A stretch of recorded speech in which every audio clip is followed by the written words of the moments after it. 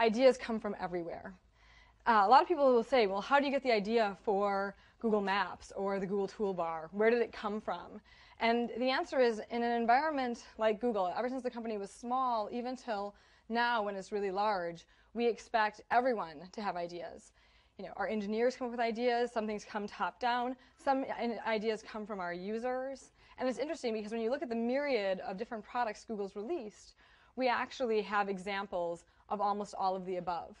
Google Maps, the idea for that actually came from an acquisition. We found these 4 engineers in Australia who were just amazingly good at building mapping interfaces, and combined them with a bunch of JavaScript experts at Google and said, okay, let's take their ideas around how you navigate maps, place them on the web using JavaScript, and ultimately build this really great application. So, ideas really do come from all kinds of different inspirations. There's other things that we do that are very strategic and top-down. When we looked at, say, something like Google Desktop, we thought, for a lot of strategic reasons, we need to have a deeper, more meaningful relationship with our users. What functionality could we provide them that they'll want to have on their computer and that will allow them to access Google really easily all the time? So sometimes it comes from an overall strategy or a strategic concern. Sometimes it comes from an acquisition that we're doing. And sometimes it just comes from someone wanting to solve a problem that they feel we could solve better. Google News is a great example of that.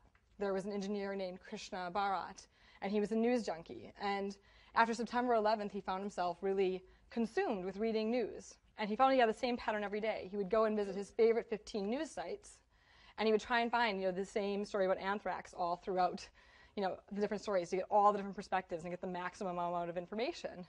And after he did this for about a month, he thought, well, this is kind of silly because he's like, I work at a search engine, and I actually could probably crawl all this data.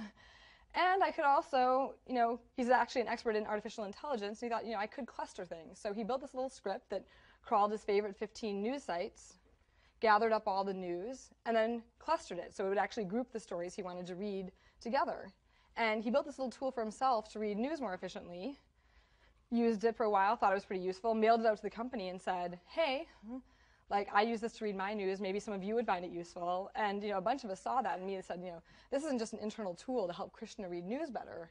This is something that could help a lot of people read news better, and we should take it up to the next level so it's not just a plain white page with lots of blue links, but actually looks more like a news experience and make it available to our users. So there's a myriad of different places that ideas come from, and what you really want to do is set up a system where people can feel like they can contribute to those ideas and that the best ideas rise to the top in sort of a Darwinistic way by proof of concept, a powerful prototype, by demonstrating that it's going to fill a really important user need, so on and so forth.